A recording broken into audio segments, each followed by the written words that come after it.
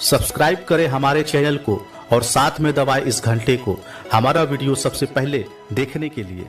आपका यही हाल है कि इस्लाम में है, इस्लाम के मानने वाले तो हैं, लेकिन पूरे तौर पर हम इस्लाम पर अमल नहीं करते और अमल न करने की वजह से हमारा ये हाल है कि आज तरह तरह की इजाज़त दी जा रही है, तकलीफें दी जा रही है और हम कोई जवाब नहीं दे पा रहे।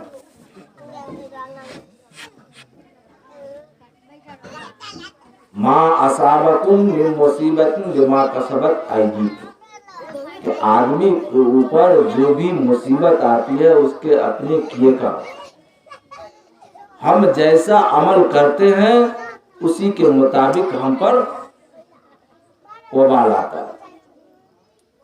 हम अगर नेकी करते हैं तो बलाएं भी टलती है और गुनाह करते हैं तो बलाएं आती भी है। तो मेरे दोस्तों, अगर हम शरीयत पर अमल करना शुरू कर दें, पूरे तौर पर अल्लाह पर यकीन कर लें कि जो कुछ भी होता है सिर्फ और सिर्फ अल्लाह के जानिब से होता है, किसी के अंदर इतनी ताकत नहीं कि किसी को बिगाड़ दे या बना दे, अल्लाह के हुक्म ही से होता है। ये यकीन हमारे अंदर आ जाए, ये पुख्ता यकीन आ जाए और उसके बाद हम उस पर कोई काम करें तो अल्लाह ताला कामयाबी दे। लेकिन हमारा यह हाल है कि नमाज तो पढ़ते हैं, दुआ करते हैं, लेकिन ध्यान कहीं और लगा रहता है कि मस्जिद में भी जाएंगे और उसके बाद झाड़ फूक के तरफ भी जाएंगे। क्या भाई, तो बाबा के पास जाएंगे तो ये बच्चा ठीक हो जाएगा, दरगाह जाएंगे तो बच्चा होगा।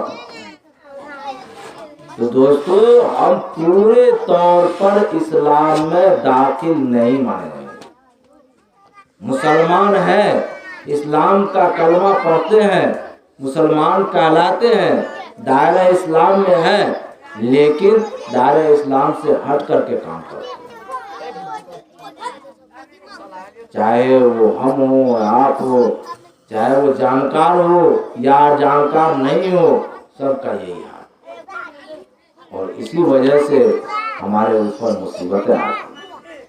हजरत अली रज़ी अल्लाह ताला अन्हु जिहाद में थे, वो क्या कि दुश्मन को पछाड़ दिए, पछाड़ने के बाद उसके सीने पर सवार थे, कत्ल आराम से कर सकते थे, लेकिन वो शख्स क्या किए, आप पर थूक दिए।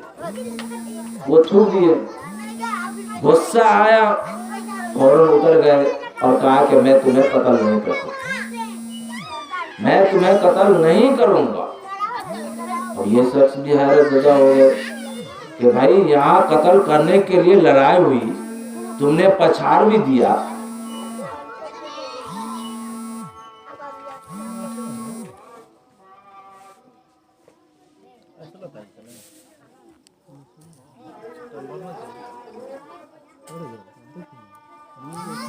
सोलह है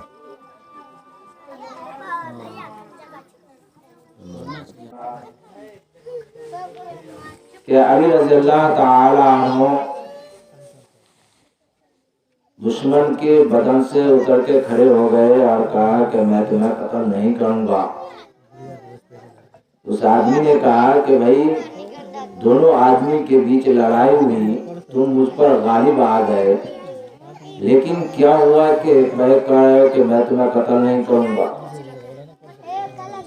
तो अली रज़ी अल्लाह ताला अन्हु ने कहा कि मैं जो तुमको पछाड़ा वो अपने लिए नहीं बल्कि इस्लाम के लिए, अल्लाह के खातिर, अल्लाह को राज़ी करने के खातिर तुझे मैंने पछाड़ा था। तुमने जो मुझ पर थूका, मैं गुस्सा आया, तो अब अगर मैं तुम्हें कत्ल करूंगा तो अपने लिए कत्ल करूंगा और मैं अपने लिए तुम्हें कत्ल नहीं कर सकता। इस्लाम के खातिर मैं लड़ा था, अब तुम मुझे थूक दिया तो अब मेरा बदला हो जाएगा, इसलिए मैं तुम्हें कत्ल नहीं कर सकता।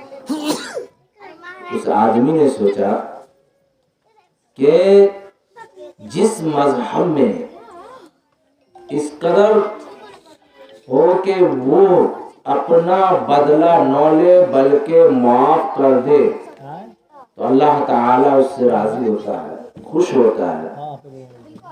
واقعی وہ مذہب بہترین مذہب ہے، سچا مذہب ہے۔ چنانچہ وہ شخص بھی کلمہ پڑھ کر اسلام میں داخل ہو گیا۔ تو میرے دوستو، کوئی بھی کام کرے اللہ کو راضی کرنے کے لیے، اللہ کو خوش کرنے کے لیے، ہم کیا کرتے ہیں؟ اللہ کو بھی راضی کرنے کے لیے اور انسان کو بھی راضی کرنے کے لیے کام کرتے ہیں کہ فلاں بھائی ہم سے خوش ہو جائے گا، نماز پڑھنے جائیں گے تو فلاں جو دعوت دیتے ہیں وہ بھی خوش ہو جائیں گے کہ ہاں نماز پڑھنے آیا، لوگ دیکھیں گے کہیں گے ہاں نمازی آیا۔ تو یہ چیزیں نہیں، دکھلاوے کے لیے نہیں، صرف اور صرف اللہ کی رضا کے لیے۔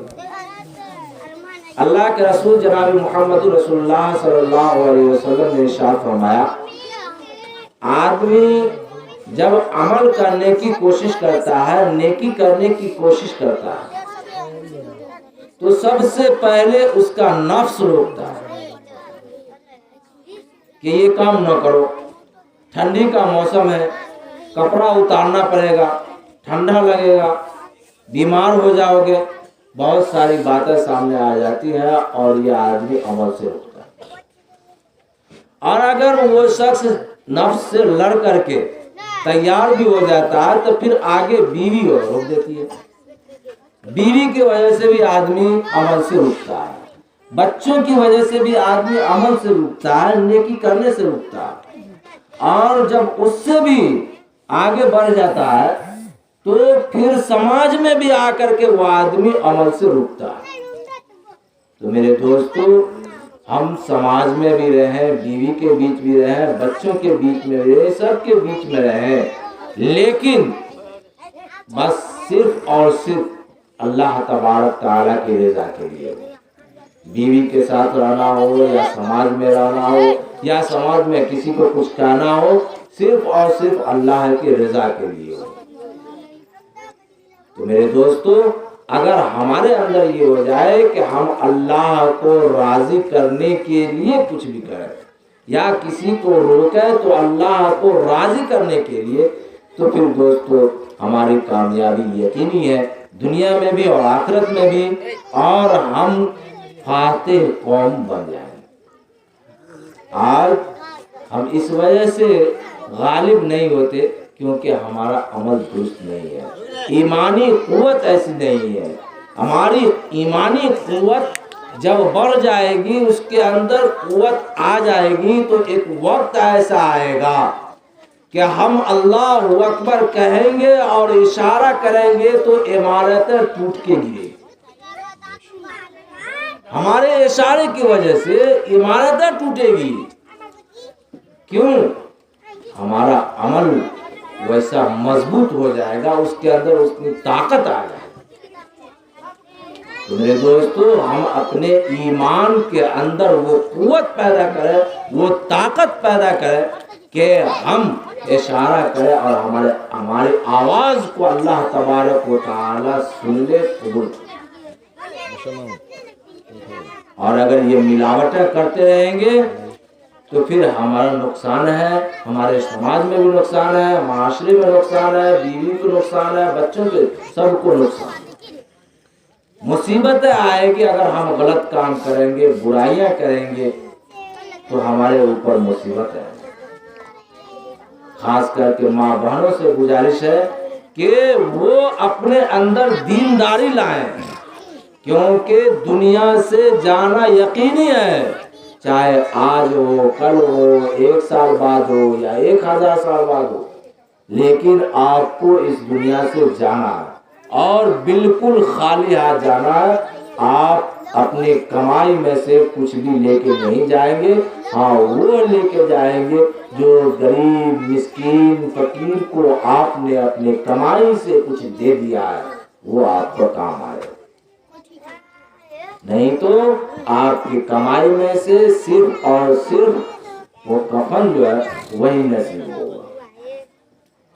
تو جب ہماری کمائی جس کی خاطر ہم یہ بھی نہیں گمان کا خیال کرتے کہ یہ حرام مال ہے یا حلال مال ہے، ہم تمیز ہی نہیں کرتے، چاہے حرام آئے حلال آئے سب کو لیے جا رہے ہیں، اپنائے جا رہے ہیں۔ کیوں بھائی؟ بچے کے لیے، بیوی کے لیے۔ جو بچے کے آپ کو جب اس حال میں پہنچ جائیں گے کہ آپ کرنے کے کام کرنے کے لائق نہیں رہیں گے، وہ بچے آپ کو دھکیل دیں گے، آپ کو گھر سے نکال دیں گے۔ جب تک آپ کام کرنے کے لائق ہوتے ہیں تب تک آپ کام کرتے ہیں اور بچہ آپ کو اپنائے رہتا ہے، لیکن کام کرنے کے لائق نہیں رہتے ہیں تو وہ نکال دیتے ہیں۔